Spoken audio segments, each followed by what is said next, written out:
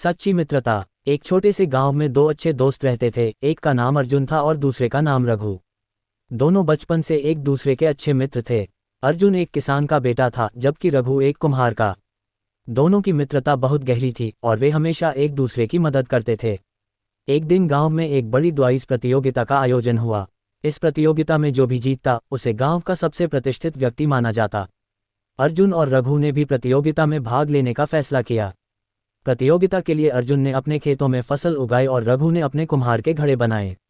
दोनों ने मेहनत से अपने अपने काम किए और अगले दिन प्रतियोगिता में भाग लिया।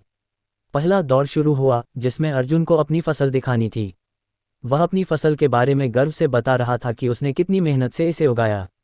जब उसका नंबर आया तो निर्णायकों ने उसकी फसल की गुणवत्ता की सराहना की, लेकिन उन्होंने ये भी कहा कि उसकी फसल की कटाई में थोड़ा समय और लगता। अर्जुन थोड़ी निराश हुआ, लेकिन उसने हार नहीं मानी और रघु के पास गया। रघु ने अर्जुन से कहा, कोई बात नहीं दोस्त, तुमने बहुत मेहनत की है, आगे की चुनौती में ध्यान लगाओ। रघु ने भी अपने कुम्हार के घड़े प्रस्तुत किए। उसकी बनाई हुई हर एक वस्तु बहुत सुंदर थी और निर्णायकों ने उसकी कला की तारीफ की। हालांकि एक छोटे से घड़े में एक दरार थी जो रघु ने गलती से छोड़ दी थी। रघु थोड़ा परेशान हो गया, लेकिन अर्जुन ने उसका हौसला बढ़ाया। रघु, तुमने जो मेहनत की है वह बहुत महत्वपूर्ण है। छोटा मोटा दोष तो सभी में होता है, जीतना जरूरी नहीं, सबसे महत्वपूर्ण बात यह है कि हमने अपने काम से क्या सीखा, अर्जुन ने कहा। अगले दिन प्रतियोगिता का परिणाम घोषित हुआ। अर्जुन और रघु दोनों ने अपनी अपनी श्रेणियों में दूसरा स्थान प्राप्त किया। हालांकि दोनों को यकीन था कि वे पहले स्थान के योग्य थे, लेकिन उन्होंने हार को एक सीख के रूप में लिया। निर्णायकों ने दोनों की मेहनत और ईमानदारी की सराहना की और उन्हें एक समान पुरस्कार दिया।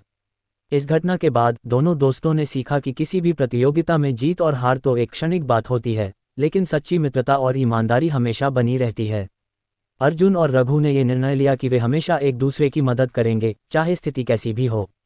उन्होंने महसूस किया कि सच्ची दोस्ती वही होती है जिसमें आप एक दूसरे की अच्छाइयों और कमजोरियों को स्वीकार करते हैं और एक दूसरे का साथ नहीं छोड़ते। गांव में उनकी मित्रता की मिसाल दी जाने लगी और दोनों ने ये सिद्ध कर दिया कि जीवन में सबसे महत्वपूर्ण चीज़ ईमानदारी, मेहनत और सच्ची मित्रता होती है।